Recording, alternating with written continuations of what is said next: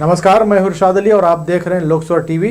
खबरों में आगे बढ़ेंगे मगर उससे पहले सुर्खियों पर एक नजर।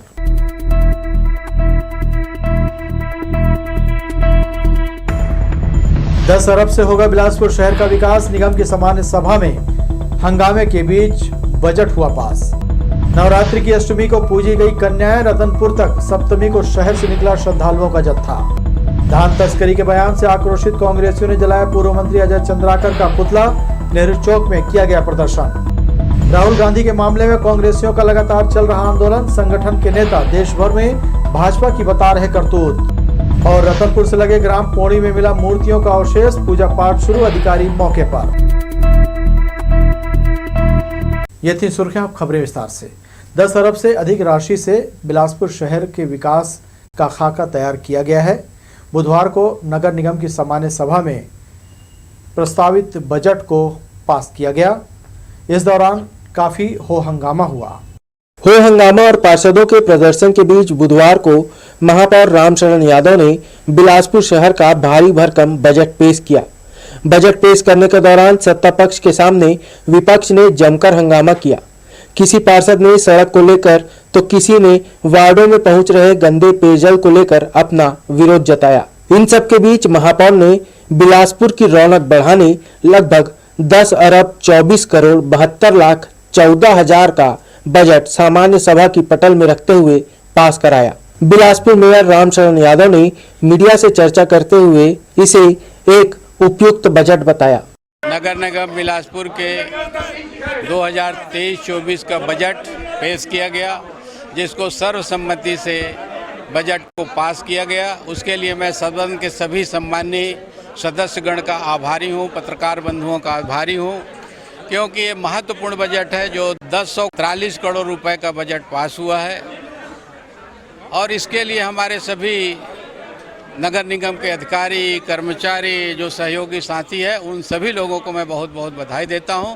भाजपा पार्षदों के हंगामे और विरोध की चर्चा करते हुए सभापति शेख नजरुद्दीन ने चुटीले अंदाज में इसका जवाब दिया। शहर के विकास के बारे में चर्चा होती तो होती है, लेकिन बहुत शानदार बजट पेश हुआ है। 10 करोड़ का से ऊपर का बजट पेश हुआ है, जो इतिहास में कभी ऐसा हुआ नहीं है। और लगभग सर्वसम्मति से बजट पेश हुआ है। जब महापौर जी अभी बजट भाषण में पढ़ रहे थे, उसमें किसी विपक्ष के लोगों ने विरोध नहीं किया। जब पास हो गया, उसके बाद इन्होंने खाली झूठी आंसू रो रहे हैं। उसके पहले मौन सहमति थी लोगों की। इधर नेता प्रतिपक्ष अशोक विधानी ने बजट की निंदा करते हुए कहा कि 3 मिनट में कौन सा बजट पास होता है। यह सिर्फ दिखावा और बिलासपुर की जनता के साथ छलावा करने वाला बजट है। नगर निगम का बजट खिलवाड़ है। खिलवाड़ का मतलब यह है कि 10 अरब का बजट 10 मिनट नहीं लगा, 3 मिनट नहीं लगा, पास हो गया। बहुमत के आधार पे इन्हें बजट पास किया और बजट पास करने के बाद पुष्टि कर दी। लेकिन यह गलत है। एक तो सबसे बड़ी बात गलत यह है कि बजट लीक नहीं होना चाहिए। बजट जो लीक हुआ है उसी समय वो बजट बोकस हो गया। नगर निगम ने इस वर्ष के बजट में इस बार कोई भी नया टैक्स नहीं लगाया है। पुराने प्रोजेक्ट को भी प्राथमिकता में रखा गया है। नए प्रोजेक्ट अरपा रिवर, 2 बैराज, 2 नए ऑडिटोरियम तैयार कराए जाने की भी बात यहाँ कही गई है। लोकसभा टीवी के लिए कैमरामैन सतीश साहू के साथ नीरज शर्मा, बिलासपुर। शहर में अधूरी पड़ी योजनाओं और ठहरे विकास को लेकर पूर्व मंत्री अमर अग्रवाल का प्रदर्शन लगातार चल रहा है। प्रदर्शन के चौथे दिन उनका पड़ाव तालापारा तालाब के पास पहुंचा। यहां उन्होंने तालाब को लेकर लोगों को जागरूक किया और कहा कि गरीब लोगों को यहां से उजाड़ा न जाए। तालाब किनारे बड़े जमीन माफियाओं के खिलाफ उन्होंने कार्रवाई की मांग की है। पूर्व मंत्री अमर अग्रवाल बुधवार को तालापारा के पुराने तालाब किनारे पहुंचे। यहां उन्होंने तालाब किनारे बसे लोगों को उजाड़े जाने का विरोध करते हुए राज्य शासन से ठहरी हुई विकास योजनाओं को पूरा करने और तालाब पर कब्जा करने वाले रसूखदार भू माफियाओं के खिलाफ कार्रवाई की मांग की। इस शहर के निस्तार पत्रक को अगर 30 साल 35 साल पहले के देखें, आसपास के जिले के, सुप्रीम कोर्ट के आदेश के बाद भी तालाबें पट रही हैं, खेल परिसर कॉम्प्लेक्स बन रहे हैं और इससे हमारा जल स्तर और नीचे जाएगा, क्योंकि तालाब जल स्तर का एक बहुत बड़ा माध्यम है। और सुप्रीम कोर्ट का आदेश है कि अगर किसी की नंबरी ज़मीन पे भी तालाब है, आप तालाब के स्वरूप को नष्ट नहीं कर सकते। लेकिन उसके बाद भी सुप्रीम कोर्ट के आदेश के बाद भी तालाबें नष्ट हो रही हैं। तो मैं मांग करता हूं कि 30 साल का निस्तार पत्रक के हिसाब से सारे तालाबों का सीमांकन होना चाहिए और जिनका कब्जा है उनको हटाना चाहिए। उन्होंने कहा कि यह तालाब काफी बड़ा तालाब है, मगर वर्तमान में इस तालाब पर जमीन के दलालों का कब्जा हो चुका है। उन्होंने क्षेत्र के विकास में कांग्रेस सरकार को बाधक बताया। उन्होंने कहा कि बीते 4 साल में क्षेत्र का ही नहीं बल्कि प्रदेश में भी किसी तरह का विकास कार्य नहीं हुआ है। बीजेपी सरकार में चलाई जा रही योजनाओं और किए जा रहे काम को भी कांग्रेस सरकार ने पूरा नहीं किया। उन्होंने क्षेत्र की जनता से ऐसे लोगों को पहचानने की अपील की और कहा कि चुनाव के समय ऐसे लोगों को सबक सिखाने की जरूरत है। लोकसभा टीवी के लिए कैमरामैन राजा खान के साथ इरशाद अली की रिपोर्ट। औषधि प्रशासन विभाग ने जिले में संचालित होने वाले मेडिकल स्टोर और मेडिकल एजेंसी को पहले से ही साफ किया है कि बिकने वाली प्रतिबंधित दवाओं का हिसाब दें, लेकिन ज़्यादातर मेडिकल स्टोर इसका रिकॉर्ड देने से बच रहे हैं। जबकि ये बात सामने आई है कि ज़्यादा कमाने के लालच में इस तरह की दवाओं को बेचा जा रहा है। वहीं इन मामलों को CMHO डॉक्टर अनिल श्रीवास्तव ने गंभीरता से लिया है। ड्रग विभाग को निर्देशित किया गया है कि हिसाब नहीं देने वाले मेडिकल स्टोर और एजेंसी के खिलाफ कार्रवाई की जाए। 1 अप्रैल से शुरू होने वाले सामाजिक आर्थिक जातिगत जनगणना के लिए बिल्हा के जनपद कार्यालय में प्रशिक्षण कार्यक्रम रखा गया। मास्टर ट्रेनर में कार्य करने वाले जनगणना कर्मियों को इससे संबंधित प्रशिक्षण दिया गया। सामाजिक आर्थिक जातिगत जनगणना कार्यक्रम जिले में 1 अप्रैल से प्रारंभ हो जाएगा। राष्ट्रीय महत्व के इस कार्य के मद्देनजर तहसील क्षेत्र अंतर्गत जनगणना के लिए प्रशिक्षण कार्यक्रम जनपद कार्यालय में रखा गया, जिसमें मास्टर ट्रेनर और अन्य अधिकारियों ने उपस्थित शिक्षा कर्मियों को जनगणना के संबंध में जानकारी दी। 1 अप्रैल 2023 से 30 अप्रैल 2023 तक ये गाँव में जा कर के प्रत्येक मकान और वहाँ के निवासियों का आर्थिक सामाजिक सर्वे करेंगे। ये हार्ड कॉपी और सॉफ्ट कॉपी यानी ऑनलाइन और ऑफलाइन दोनों प्रकार का सर्वे करेंगे और इस सर्वे की रिपोर्ट को हम ग्राम सभा से अनुमोदन पश्चात ये राज्य में नोडल ऑफिस में जमा कर देंगे। नोडल ऑफिस अपने जिले में जमा करेंगे और जिले के माध्यम से प्रांत में जमा हो जाएगा और इसके माध्यम से शासन अपनी योजनाएं जो बनाती हैं और शासन जो ग्रामों के उत्थान के लिए कोई काम करना चाहती है उसी के लिए ये जन कल्याणकारी योजनाओं को अमली जामा पहनाने के लिए सर्वेक्षण किया जा रहा है। मास्टर ट्रेनर प्रशिक्षण में अनुदेश पुस्तिका के अनुसार जनगणना कार्य करने के निर्देश दिए। जनगणना में लगे कर्मचारियों को मौके पर कोई दिक्कत पेश न आए, इसलिए हर तरह की शंका का भी समाधान किया गया ताकि जनगणना के कार्य को सुगमता से अंजाम दिया जा सके। लोकसभा टीवी के लिए बिल्हा से धीरेन्द्र मेहता की रिपोर्ट। नवरात्रि की सप्तमी पर मंगलवार की रात समूचा शहर महामाया दर्शन के लिए सड़कों पर उमड़ पड़ा। शाम ढलने के बाद से ही पदयात्रियों का हुजूम रतनपुर के लिए निकला। मन्नत मुरादें लिए हजारों लोग नंगे पांव चलकर महामाया के दरबार पहुंचे और उनकी चरणों में मत्था टेका। सप्तमी का दिन है, नवरात्रि का सप्तमी दिन है और हम लोग रात में आज महामाया दर्शन के लिए जा रहे हैं। असंख्य श्रद्धालु जा रहे हैं और मैं सबसे यही आशा करती हूँ कि माता रानी की सबकी इच्छा पूर्ति करे, माता रानी और हर कोई का मनोकामना पूर्ण करे। आते हैं आज हम लोग महामाया दर्शन के लिए सभी लोग जा रहे हैं और आज हर साल की तरह आज प्रसाद वितरण का भी आयोजन रखा था जो बहुत अच्छा से संपन्न हुआ और जय माता दी। नवरात्रि पर अष्टमी के दिन महामाया के दर्शन के लिए दिन भर श्रद्धालुओं का तांता लगा रहा। लाखों की संख्या में श्रद्धालु देवी की विशेष आराधना करने पहुंचे। रात्रि में पदयात्रियों की भीड़ लगी रही। मां के दरबार में भक्तों ने अपनी मनोकामना पूर्ति के लिए मत्था टेका। मां महामाया के धाम का नज़ारा भी मनमोहक था। मंदिर विभिन्न कलर की लाइटों से जगमगा रहा था। बिलासपुर से करीब 27 किलोमीटर दूर रतनपुर स्थित मां महामाया के दरबार जाने के लिए पूरे रास्तों में भक्तों का झुंड दिखाई दिया। नवरात्रि की सप्तमी पर रतनपुर जाने वाले श्रद्धालुओं के लिए जगह जगह फल प्रसाद भोग का वितरण किया गया। सरकंडा के शिवघाट के पास पार्षद श्याम साहू के नेतृत्व में मां अम्बे की छायाचित्र पर विधि विधान से पूजा अर्चना कर रतनपुर जाने वाले भक्तों को फल का वितरण किया गया। श्रद्धालु प्रसाद ग्रहण करते हुए मां के जयकारा लगाते हुए मां महामाया के दर्शन के लिए आगे बढ़े। समिति के द्वारा प्रतिवर्ष चाहे वो चैत नवरात्रि रहे, कुंवार नवरात्रि रहे, उसके सप्तमी के दिन हमारी जो समिति है उसमें राजू राम अडाठा और हमारे जितने भी सहयोगी हैं उनके द्वारा सप्तमी की जो पद यात्रा जाते हैं उनको हम लोग यहाँ पे प्रसाद वितरण करते हैं। और आज यहाँ पे केला और अंगूर का वितरण हमारे द्वारा किया जा रहा है। हम लोग विगत कई वर्षों से इस कार्यक्रम को करते आ रहे हैं और लोगों की आस्था जिस प्रकार भगवान में जुड़ी, आप देख सकते हैं कितनी भीड़ है। चैत्र नवरात्र में मां दुर्गा की आराधना के साथ कन्या भोजन कराया गया। घरों मंदिरों में देवी स्वरूप कन्याओं की पूजन कर उनकी आरती उतारी गई और साथ ही उन्हें भोजन ग्रहण कराकर उनसे आशीर्वाद लिया गया। नवरात्रि पर्व बड़े ही हर्ष और आस्था के साथ मनाया जा रहा है। नवरात्रि के 9 दिवसीय उत्सव में कन्या पूजन का विशेष महत्व होता है। देवी को प्रसन्न करने के लिए इस मौके पर पूजा अनुष्ठान और आरती की जाती है। नवरात्रि में कन्या पूजन और उनको भोज देवी मंदिर और घरों में किए जाते हैं। लड़कियों को देवी माँ के अवतार का प्रतीक माना जाता है। इस दौरान उन्हें पूरी, चना, नारियल, हलवा, उपहार व दक्षिणा भी दिया जाता है। बैमा नगोई स्थित मां महामाया मंदिर में अष्टमी नवमी में लगभग 2100 कन्याओं को भोजन कराया जाता है।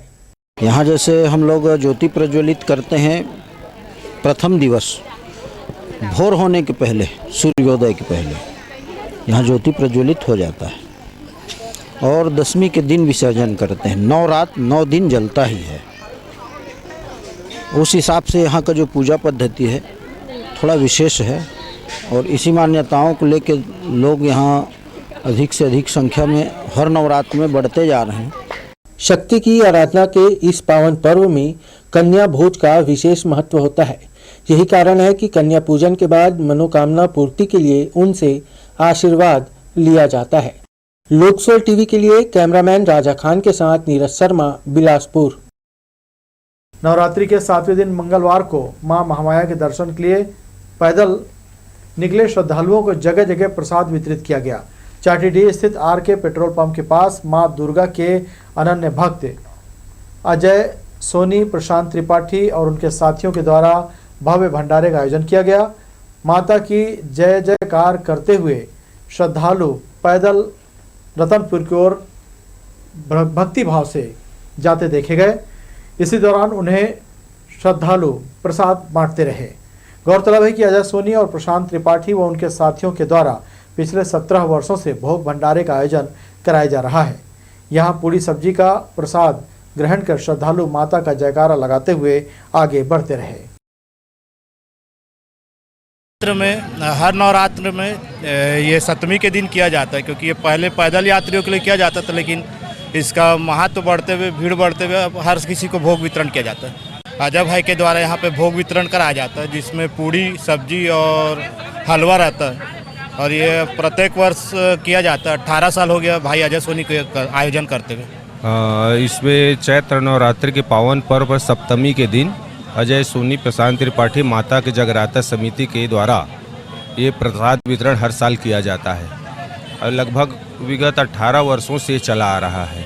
पैदल चलने वाले माता के भक्तों को जो मंदिर आते जाते हैं या फिर प्रसाद वितरण हम लोग करते हैं हर साल। तेरा सहारा अम्बे माँ, मुझे तेरा सहारा, तेरा सहारा अम्बे माँ, मुझे तेरा सहारा। नाव पुरानी गहरा पानी, दिखे दूर किनारा, तेरा सहारा अम्बे माँ, मुझे तेरा सहारा, तेरा सहारा अम्बे माँ, मुझे तेरा सहारा।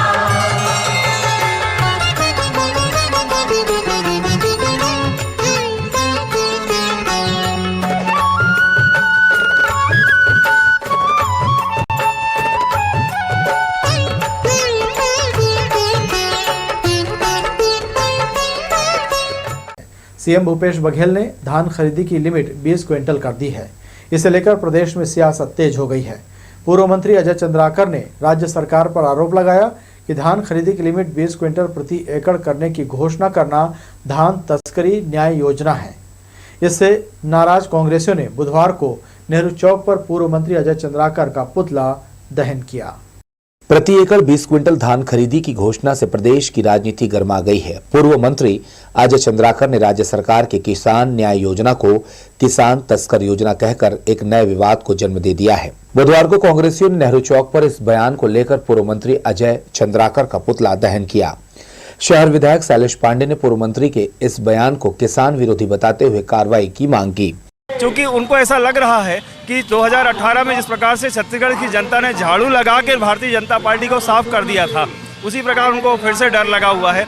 तो बौखलाहट में उन्होंने किसानों को, जो हमारा अन्नदाता है, हमारा भाग्य विधाता है, हमारे छत्तीसगढ़ को पालन पोषण करने वाला है, उस व्यक्ति को, उस किसान को उन्होंने जो है तस्कर कहा है। मैं इसकी निंदा करता हूं और अजय चंद्राकर जी से मांग करता हूं कि वो सार्वजनिक रूप से किसानों का जो उन्होंने अपमान किया है उसके लिए वो उनको माफी मांगनी चाहिए। जिला सहकारी बैंक के अध्यक्ष प्रमोद नायक ने कहा कि भाजपा का प्रदेश में जनाधार समाप्त हो गया है। यही वजह है कि उनके नेता उल जलूल बातें कर रहे हैं।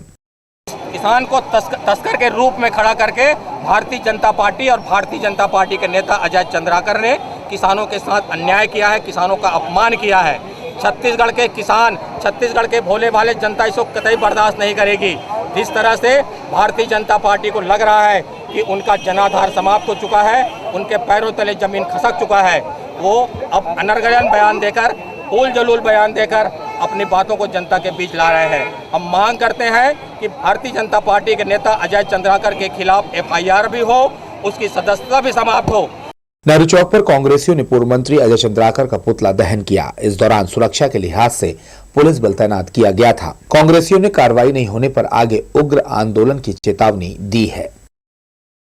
कैमरा पर्सन जय साहू के साथ आशीष मौर्य, लोकसभा टीवी, बिलासपुर। सरकंडा थाना क्षेत्र में रहने वाली महिला ने सोमवार को थाना परिसर पहुंचकर लिखित रिपोर्ट दर्ज कराई कि तिफरा शांतिनगर का रहने वाला नेहरू साहू काम दिलाने का प्रलोभन देकर उसके साथ 3 महीने से शारीरिक संबंध बनाता आ रहा है। शादी करने की बात कहे जाने पर वह नानुकुर कर रहा है।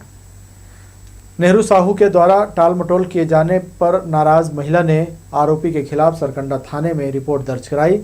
महिला संबंधित अपराध होने पर सरकंडा पुलिस ने मामले को गंभीरता से लेते हुए नेहरू साहू को शांतिनगर से गिरफ्तार कर लिया। आरोपी के खिलाफ धारा 376 के तहत अपराध दर्ज किया गया है। बिलासपुर पुलिस इन दिनों नशे के खिलाफ मुहिम छेड़े हुए है। पुलिस अधीक्षक संतोष सिंह के निर्देश पर अवैध नशीले पदार्थों की बिक्री पर प्रतिबंध लगाने पुलिस कार्रवाई कर रही है। मंगलवार को SCCU की टीम को सूचना मिली कि तालापारा बजरंग चौक के पास मोहम्मद जाहिद खान नशीले इंजेक्शन की बिक्री कर रहा है, जिसे पार्टी में आरोपी को 50 नग नशीले इंजेक्शन के साथ गिरफ्तार किया गया है। आरोपी के खिलाफ civil line police NDPS act के तहत कार्रवाई की है। सिविल लाइन पुलिस ने नशे का सामान बेचने वाले आरोपी को गिरफ्तार किया है। पुलिस ने 9 जनवरी को जराभाटा निवासी अमर रात्रे को नशीले प्रतिबंधित सिरप के साथ गिरफ्तार किया। आरोपी के बयान में ये बात सामने आई कि क्षेत्र का रहने वाला शुभम अग्रवाल के द्वारा उसे यह सामान बिक्री के लिए उपलब्ध कराया जाता है। बुधवार को पुलिस ने आरोपी शुभम अग्रवाल को गिरफ्तार कर NDPS एक्ट का मामला दर्ज कर उसे न्यायालय में पेश किया। सिविल लाइन पुलिस ने नशे के खिलाफ कार्रवाई करते हुए अवैध कारोबार से जुड़ी महिला और उसके सहयोगी को गिरफ्तार किया। पुलिस को सूचना मिली कि जराभाटा स्वराज कबाड़ी की दुकान के पास आरोपी महिला जुगनी कुर्रे अपने साथी मनीषा टंडन के साथ नशीला इंजेक्शन बेचने का काम करती है।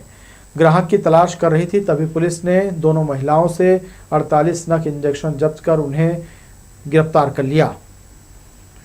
पकड़ी गई आरोपी जुगनी कुर्रे नशे का सामान बेचने के जुर्म में पहले भी 7 बार जेल जा चुकी है। आरोपी महिला पुलिस की कार्रवाई से बचने नाबालिगों का सहारा लेती थी और उनके माध्यम से नशे का सामान बेचने का काम करती थी। बढ़ेंगे आगे की खबरों की ओर, मगर उससे पहले सुर्खियों पर एक नजर।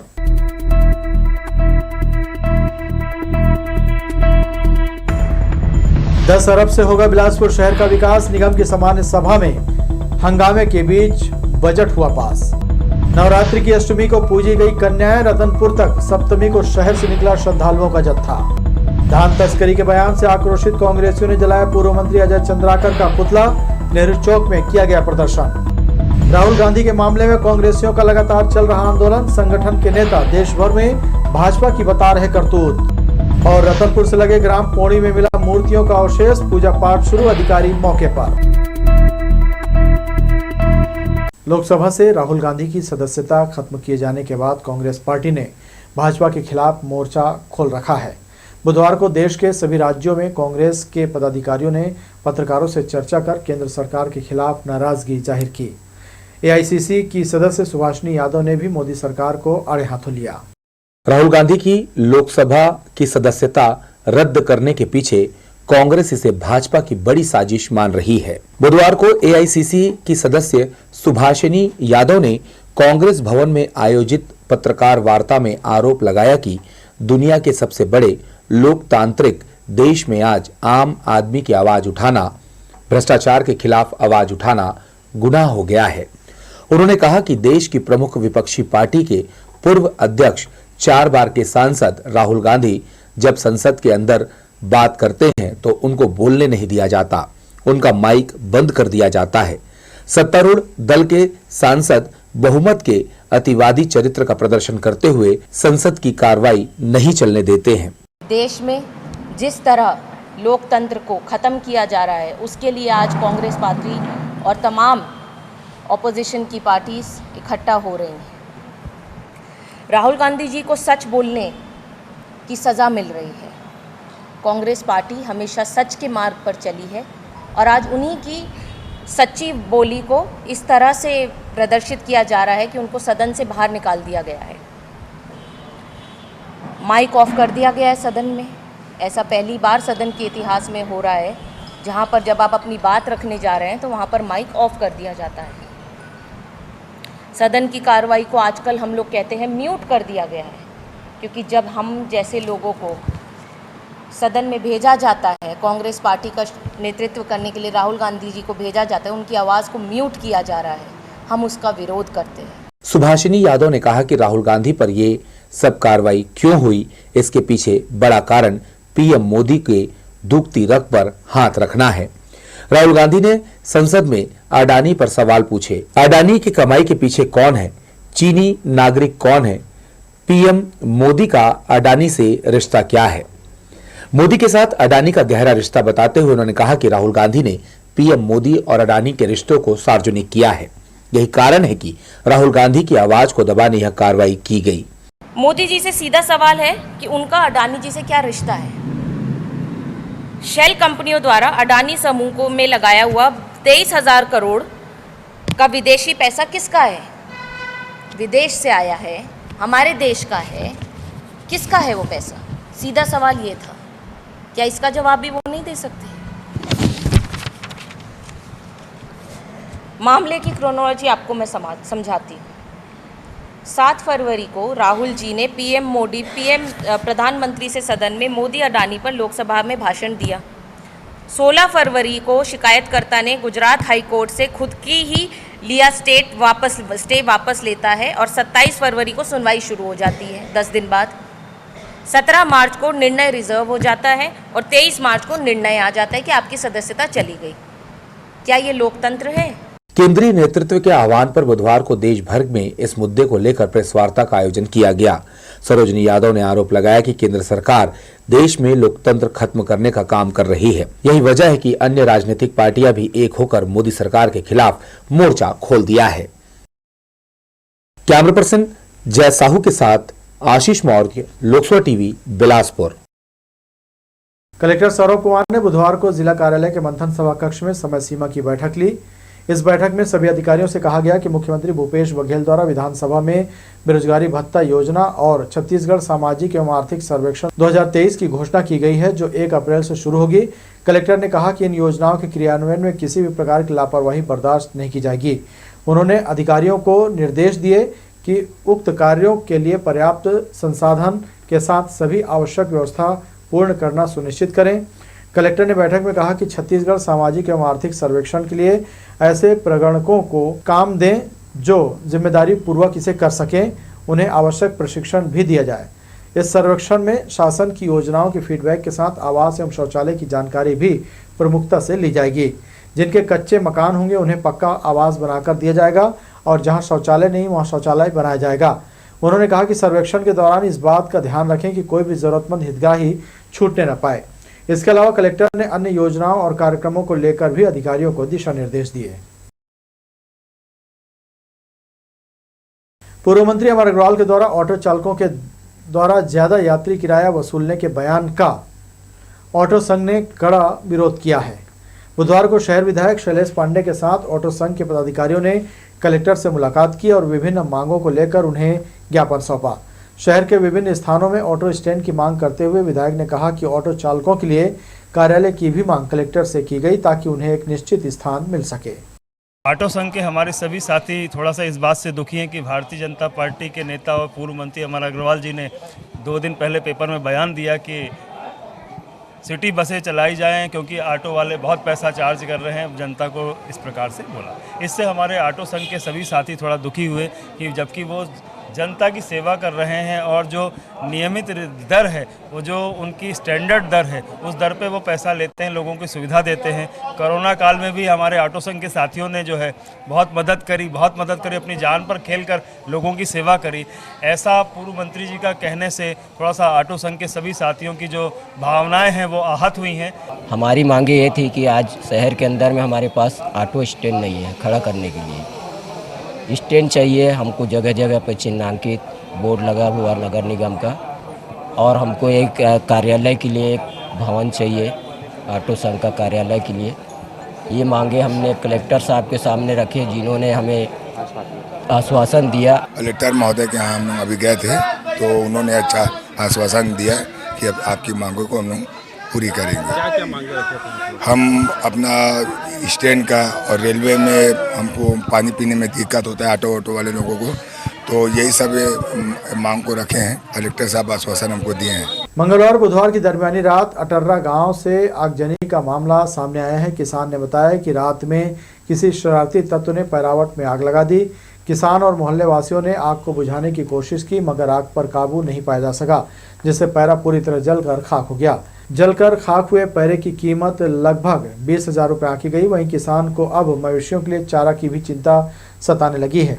किसान ने इसकी शिकायत पुलिस से की है। हिर्रे पुलिस आगजनी का मामला दर्ज कर जांच कर रही है। घर के बगल में 5 एकड़ के पैरा रखे रहे मैं, हाँ, और लगभग 11 बजे करीब उठ के देखें पूरा आग लग गई रही सेवाए। मैं धरा रपटी अपन परिवार मन ला उठाएँ और आगिल थोड़ा बहुत बुझा पाएँ और काबू नहीं पाए तो 112 फ़ोन करके बुलाएं। 112 तुरंत तत्काल पहुँची और साथ में आधा घंटा के बाद दमकल भी पहुँच गई और आग में बुझाए में काबू पैस तो मोर लगभग 20-25 हज़ार के नुकसानी हो गए। रतनपुर की पावन भूमि में अनेकों धरोहर आज भी छिपे हुए हैं जो समय समय पर खुदाई के दौरान दिखाई पड़ते हैं। ऐसा ही एक वाकया रतनपुर के नज़दीकी ग्राम पोड़ी से भी सामने आया है। रतनपुर से लगभग 7 किलोमीटर की दूरी पर स्थित ग्राम पोड़ी में खुदाई के दौरान कुछ मूर्तियों के अवशेष निकले हैं, जिनमें महादेव के जलहरी 2 मूर्तियां व एक पाषाण नंदी शामिल हैं। कई बेल बूटेदार पत्थर भी निकले हैं, जिसे देखने से ऐसा लगता है कि वहां प्राचीन समय में कोई मंदिर रहा होगा, जो समय के बदलते करवट से जमींदोज हो गया। जिस स्थल से यह मूर्तियां निकली हैं उसके नजदीक ही सिद्ध मुनि बाबा का आश्रम स्थल भी है, जहां ग्रामीणों की गहरी आस्था जुड़ी हुई है। खुदाई के दौरान मूर्तियां निकलने के बाद ग्रामीणों के द्वारा पूजा पाठ का दौर भी प्रारंभ हो गया है। सूचना मिलने पर रतनपुर के राजस्व अधिकारी तहसीलदार शिल्पा भगत भी उस स्थल पर पहुंची और जानकारी ली। देवता एवं मंदिर के अवशेष मिले हैं, तो यहाँ हम जब उपस्थित हुए हैं तो हमने पाया कि नंदी जी की मूर्ति है, देवता क्षेत्रपाल जी हैं उनकी मूर्ति है और मंदिरों के अवशेष मिले, जिससे पता चलता है कि प्राचीन समय में यहाँ पर एक मंदिर हुआ करता था। और ग्राम वालों द्वारा भी बताया गया कि ये जो स्थल है ये सिद्ध स्थल था। किसी ग्रामीण द्वारा यहाँ पर खेत बनाने के पर्पस से खुदाई की गई थी, जिसे कल से ही आदेश देकर अवरुद्ध कर दिया गया है और वर्तमान में पुरातत्व विभाग को भी सूचना दे दी गई है। निजी भूमि और सरकारी भूमि का बटांकन मतलब उसमें नाप करके बताया गया। मौके पर निजी भूमि 54 डिसमिल है दुष्यंत पाठक के नाम पर। उनको अलग से जो तालाब बना हुआ है वही एरिया उनका आ रहा है, और जो पुराना मंच बना हुआ है सिद्ध बाबा का, उसका 3 मीटर एरिया करीब उसमें अंदर में आ रहा है। और जो एक्स्ट्रा जो खुदाई किए हैं अभी पीछे, वो हमारा सरकारी ज़मीन है, छोटे झाड़ के जंगल भूमि के रूप में वो दर्ज है। जिस स्थान से ये मूर्तियां निकली हैं उसके भूस्वामी को अपने जमीन का सारा दस्तावेज दिखाने कहा गया है। की गई खुदाई से भूमि स्वामी और ग्रामीणों में खासा आक्रोश है। खुदाई स्थल के आसपास लगे हुए पेड़ पौधों को भी उनके द्वारा काफी नुकसान पहुंचाया गया है। लोकसभा टीवी के लिए रतनपुर से विजय दानीकर की रिपोर्ट। मुंगेली में इस वर्ष हिंदू नववर्ष की खूब धूम रही। मंगलवार शाम 4 बजे से जय श्री राम के नारे के साथ शहर के मध्य शोभा यात्रा निकाली गई। बता दें कि विश्व हिंदू परिषद बजरंग दल ने मातृशक्ति के आह्वान पर रेस्ट हाउस से भव्य शोभा यात्रा निकाली, जो दाऊपारा से बड़ा बाजार, बस स्टैंड, पड़ाव चौक, गोल बाजार होते हुए पुराना बस स्टैंड में जाकर समाप्त हुई। इस दौरान जगह जगह चौक चौराहों में विभिन्न सामाजिक संगठनों ने शोभा यात्रा का स्वागत फूल मालाओं और पटाखों के साथ किया। विशेष रूप से बाजे गाजे के साथ झांकी में भोलेनाथ व शिवलिंग के साथ हनुमान और राम जी की मूर्ति भी रखी गई थी। शोभा यात्रा को लेकर महिलाओं और युवकों में काफी उत्साह देखने को मिला। महिलाएं हाथों में झंडा लेकर और सिर पर पगड़ी पहनकर डीजे की धुन पर नाचती झूमती नजर आईं।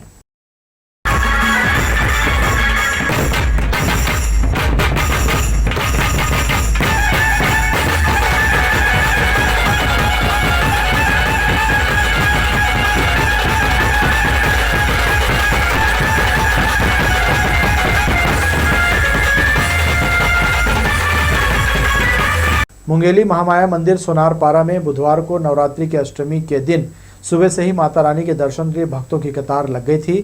मां अम्बे की महागौरी स्वरूप की इस दिन पूजा होती है। इसे आठवाही के नाम से भी जाना जाता है। भक्तों द्वारा माता रानी को खीर, पूरी, चना, फल, नारियल, श्रृंगार का सामान चढ़ाया गया। मंदिर के पुजारी का कहना है कि श्रद्धालुओं की मनोकामना के लिए मंदिर में ज्वारा और ज्योति कलश भी प्रज्वलित किया गया।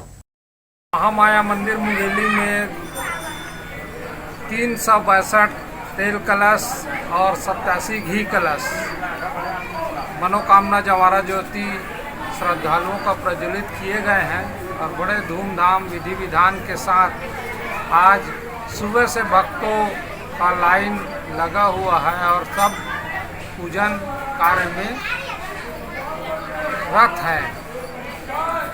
6:30 बजे हवन प्रारंभ की जाएगी, जिसमें नगर के सभी लोग की सहभागिता होगी। नवरात्रि का 8वां दिन यानी कि महाअष्टमी बहुत महत्वपूर्ण मानी जाती है। इस दिन मां महागौरी की पूजा होती है। इसे दुर्गा अष्टमी भी कहा जाता है। बैमा नगोई स्थित मां महामाया मंदिर में श्रद्धालुओं की इस मौके पर कतार लगी रही। चैत्र नवरात्र का समय है। शहर सहित पूरा अंचल भक्ति में लीन है।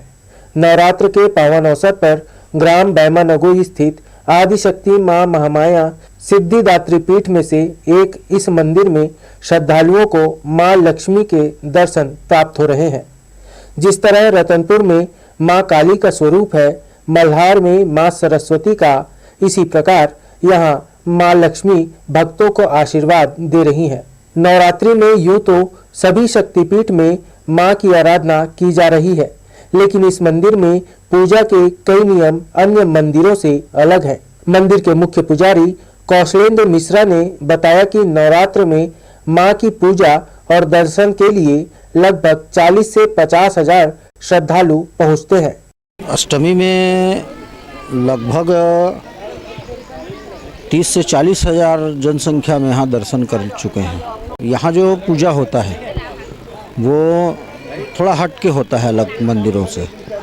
यहाँ जैसे हम लोग ज्योति प्रज्वलित करते हैं प्रथम दिवस भोर होने के पहले, सूर्योदय के पहले यहाँ ज्योति प्रज्वलित हो जाता है और दशमी के दिन विसर्जन करते हैं। 9 रात 9 दिन जलता ही है।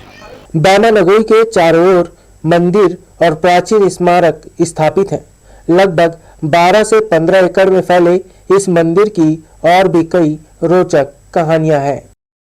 लोकसभा टीवी के लिए कैमरामैन राजा खान के साथ नीरज शर्मा, बिलासपुर। तो ये थी हमारी लोकसभा टीवी की तमाम खबरें। अगले बुलेटिन में आपसे फिर होगी मुलाकात। तब तक के लिए इरशाद को दीजिए इजाजत। नमस्कार।